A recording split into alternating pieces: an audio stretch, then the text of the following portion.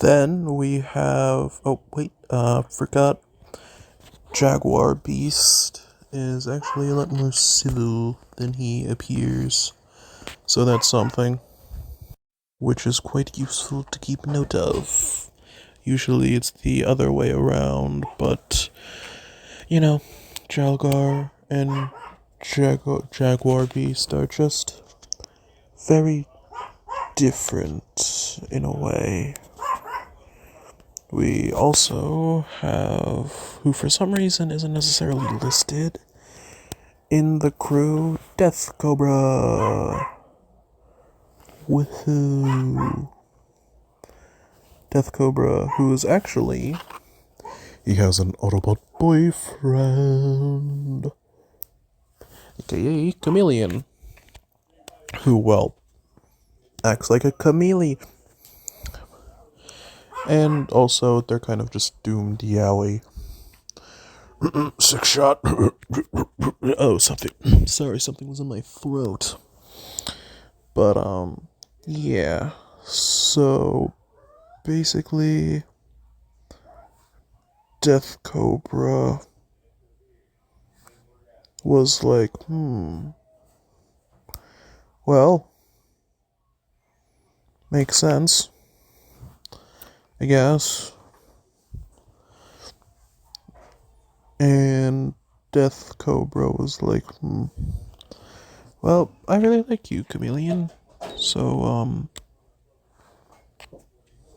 you know, I like you. And I think you're cute. And then Chameleon was like, oh, thanks. And, well, Chameleon was actually one of the original members of the Onyx Guard. But Hellbat replaced him, but we'll get into Hellbat later. Well, he also tries to act stern and strict and professional, but he actually, as a core person, he really isn't. I mean, he's a great fighter, don't get me wrong. But, you know, he just didn't necessarily have that motivation after Chameleon's death, you know? But when Hellbat replaced him, he felt spite towards Hellbat, thinking they just replaced him? Was he nothing? So yeah, doomed Yowie.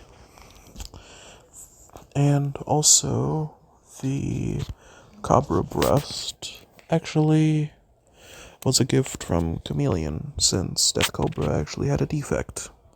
He didn't have a breastimal, or breast animal. So,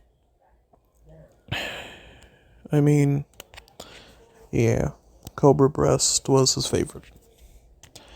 It's a drone. Not necessarily sentient, but you can have talks with it.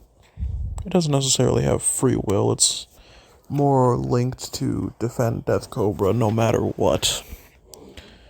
Not necessarily linked to keeping itself alive, so it has an objective, and it follows it as such. Then we have Hellbat, the replacement for Chameleon. Hellbat was a sadistic goofball, and he also despises Lyozak's existence, honestly. Who,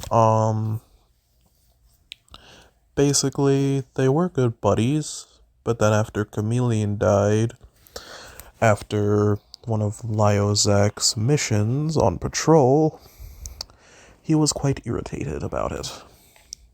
So although Death Cobra is mad at Hellbat for replacing Chameleon, Hellbat is mad at Lyozak for being the reason Chameleon is dead. Maybe some other doomed Yowie. But, he also, he has the word hell in his name. Do you expect him to be nice? I mean, literally, he's not even nice to his own team. He's so ashamed of himself. He feels horrible. He feels like he's the reason Chameleon died. So, I mean, how could you feel good about yourself? I mean, genuinely, how? So, he just went on with living, I guess. Halbat doesn't really have a motivation. What, carry out the will of Onyx Prime? Isn't that what all beast formers do, no matter what they do? Fix some time rift? Does that even really matter? Understand some biological mass that's eating whole species? Why not just leave that to the other guys? He just kind of feels demotivated, knowing that Chameleon is, at risk and stuff. So, yeah. Well, Chameleon's dead. He just likes to somehow try to comprehend what happened. He tries to comprehend what's going on. But it hurts, nonetheless. Then we have my favorite, Kill Bison. Woohoo. Let me do a little Irish jig. Hopefully that doesn't get me demonetized. And, well, he is the executioner.